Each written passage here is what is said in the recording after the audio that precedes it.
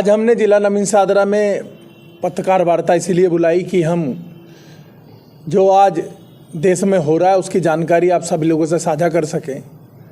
प्रधानमंत्री जी की विकसित यात्रा के बारे में देश ही नहीं पूरा विश्व जानता है। प्रधानमंत्री जी ने विकसित भारत को बनाने के लिए जो सपना देखा है, आज सब भारतवासी उसको महसूस कर रहे हैं कि भारत विकसित देश की तरफ अग्रसर है। प्रधानमंत्री जी की विकसित भारत की यात्रा की गाड़ी जब क्षेत्रों में आती है और उसके लाभ ऑन द स्पॉट लोगों को दिए जाते हैं तो हर भारतवासी को गर्व होता है कि ये मेरी वो सरकार है जिसको मैंने चुना है। प्रधानमंत्री जी के साथ जो सपने उन्होंने देखे थे आज वो पूरे होते नज़र आ रहे हैं। इसलिए लोगों का विश्वास प्रधानमंत्री जी पर और विकसित यात्रा पर बहुत ज़्यादा हो गया है।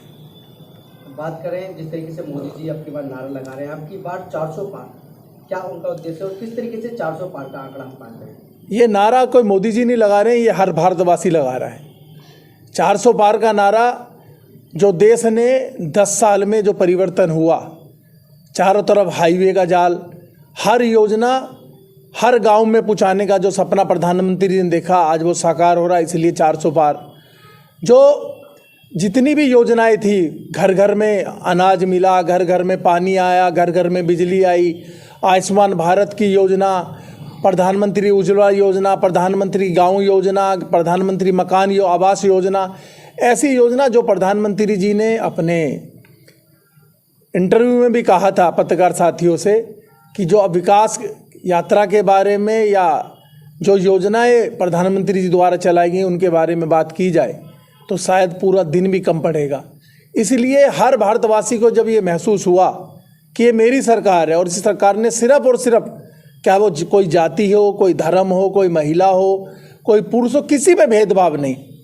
इसलिए प्रधानमंत्री जी ने जो किया उसके बाद पूरा देश उसका बदला उतारने के लिए, जो उन्होंने किया उसका ऋण उतारने के लिए कि मेरा देश बढ़ रहा है, सबके चेहरे पे जो खुशी आई, इसलिए हर भारतवासी बोल रहा है कि अब की बार 400 पार। उत्तर पूर्वी लोकसभा से मनोज तिवारी जी को टिकट मिला है और जनता इस बार एक नारा और दे रही है कि आपकी बार 5 लाख पार। सांसद जी के ऐसे क्या कार्य है जो अब जनता 5 लाख का इनाम देने वाली है? हम सब के लिए गौरव की बात है कि हमारे लोकप्रिय सांसद तीसरी बार प्रधानमंत्री जी ने और पार्टी शीर्ष नेतृत्व ने उनको चुना है। उनके विकास कार्यों की बात की जाए तो जो सपना नॉर्थ ईस्ट के लोगों ने देखा, हमारे क्षेत्र में आज़ादी के बाद कोई केंद्रीय विद्यालय नहीं था। प्रधानमंत्री योजना, प्रधानमंत्री के साथ मिलकर हमारे सांसद जी ने 3 केंद्रीय विद्यालय इस नॉर्थ ईस्ट की जनता को दिए। हम लोगों ने मेट्रो का सपना देखा था जो साकार नहीं हो रहा था, वो योजना आती थी हमारे यहाँ रुक जाती थी। उस मेट्रो का जो जाल नॉर्थ ईस्ट में आना बिछना चाहिए था उसको हमारे सांसद जी ने किया। हमारे क्षेत्र में जाम की बहुत बड़ी समस्या है, उसके लिए सिग्नेचर ब्रिज जो कांग्रेस की सरकार थी, उनके मुख्यमंत्री उनके सांसद की लड़ाई की वजह से वो नहीं बना। हमारे सांसद जी ने आते ही उस समस्या का समाधान किया। सिग्नेचर ब्रिज आज इस क्षेत्र की पहचान है। शास्त्री पार्क पे ब्रिज की ज़रूरत थी, वहाँ पर फ्लाईओवर सांसद जी ने बनवाया।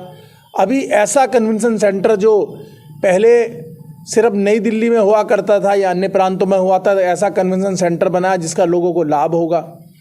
पार्कों का विकास हो, हर पार्क में जिम हो, लाइट हो, बेंच हो। और हमारे सांसद जी का नाम जो है वो मनोज तिवारी मृदुल है। अपने व्यवहार से हर व्यक्ति से, हर क्षेत्र के जनता के साथ सुख में दुख में सहभागी रहते हैं। इसलिए जनता ने, उत्तरी पूर्वी ने मन बनाया कि अब की बार 5 लाख पार का जो नारा दिया है हर कार्यकर्ता भारतीय जनता पार्टी का को ये विश्वास है कि हम पहले 3,70,000 से जीते थे, 1,30,000 वोट। जैसे प्रधानमंत्री जी के लिए पूरे देश के कार्यकर्ता और पूरे देश की जनता हर वार्ड में, हर बूथ पर 370 वोटों का जो संकल्प हमने लिया है, इसीलिए हमने 1,30,000 वोट बढ़ाने का सभी भारतीय जनता पार्टी के कार्यकर्ताओं ने, सभी धर्म और जातियों के वोटरों ने ये तय किया कि अब की बार 5 लाख वोटों से मनोज तिवारी को जिताकर मोदी जी की माला में वो फूल को हम पिरोएंगे। मनोज जी, बात करें लालू प्रसाद यादव का भी बयान, उन्होंने कहा कि मेरा भी परिवार नहीं है, मैं भी अकेला हूँ। इसको किस नज़रिए से देखते हैं? लालू जी की बात क्या करें, उनका कोई मानसिक संतुलन मुझे ठीक नज़र नहीं आता है। जो देश के यशस्वी प्रधानमंत्री, जो उनको पूरा देश ही नहीं पूरा विश्व जिनका आदर करता है, जिन्होंने पूरे विश्व को वसुधैव कुटुंबकम की तरह पूरे देश को अपना परिवार माना है। जब देश कोरोना की बीमारी से जूझ रहा था तो अपने देश के लोगों की भी रक्षा की और वसुधैव कुटुंबकम के को साबित करते हुए विश्व में अनेकों देशों में जाकर उनकी मदद की। क्या कोई यूक्रेन की लड़ाई की बात हो या देश की कोई भी समस्या हो या पूरी दुनिया आज किसी की तरफ देखती है तो नरेंद्र मोदी जी की तरफ देखती है।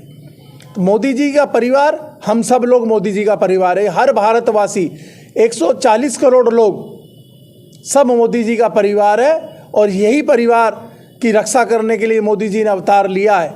मैं तो उन्हें कोई साधारण मनुष्य नहीं मानता और जो उनके बारे में बोलता है उसका परिणाम क्या होता है ये अब जनता आने वाले चुनाव का जब रिजल्ट आएगा और प्रधानमंत्री जी फिर तीसरी बार शपथ लेंगे तो उस दिन इस बात का जवाब होगा कि मोदी जी का परिवार ये भारत है और ये विश्व मोदी जी का परिवार है। जब मनोज जी बात करें, अब सभी जो पार्टियां हैं गठबंधन में जुड़ चुकी हैं भारतीय जनता पार्टी के सामने, दिल्ली में आम आदमी पार्टी और कांग्रेस ने हाथ मिला लिया है।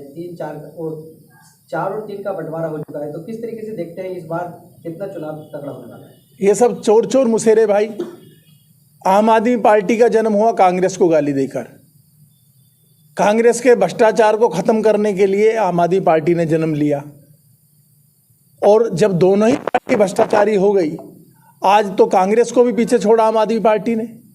चारों तरफ क्या उनके शीश महल का घोटाला हो, क्या वो जल बोर्ड का घोटाला हो, क्या वो शराब घोटाला हो, क्या वो स्कूल घोटाला हो, क्या वो टैक्सियों में पैनिक बटन का घोटाला हो, चारों तरफ जो भ्रष्टाचार में लिप्त पार्टी है तो वो किससे गठबंधन करेगी? उसी से तो करेगी जो भ्रष्टाचारी में उसका साथ देगा।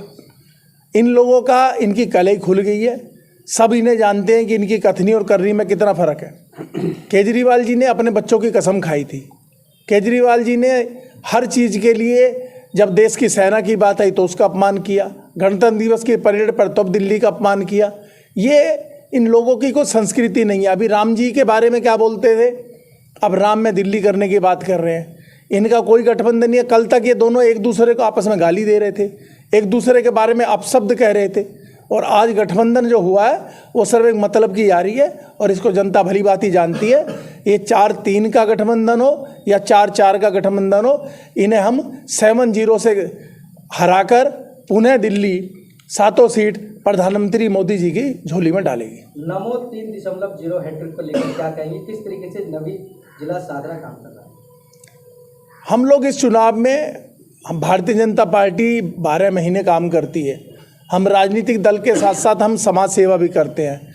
जब कोरोना में लोग अपनी जान बचा रहे थे तो भारतीय जनता पार्टी का कार्यकर्ता अपने परिवार के लोगों की चिंता ना करते हुए अपने देश के लोगों के, अपने क्षेत्र के लोगों की चिंता कर रहा था। क्या वो राशन बांटने का काम हो या कोई दवाई पहुँचाने का काम हो या कुछ अन्य काम हो, हम लोगों ने जो सेवा की है उसी के नाते हमें दिखता है कि देश में प्रधानमंत्री जी तीसरी बार शपथ लेंगे और दिल्ली के 7 सांसद जीतेंगे और मनोज तिवारी जी तीसरी बार 5 लाख से ज़्यादा वोटों से जीतकर शपथ लेंगे। दिल्ली के मतदाताओं को क्या आपकी तरफ से अपील रहेगी भारतीय जनता पार्टी? दिल्ली के मतदाता बहुत जागरूक है। उसको पता है कि किसने विकास किया, किसके साथ देश सुरक्षित रहेगा, किसके साथ दिल्ली सुरक्षित रहेगी।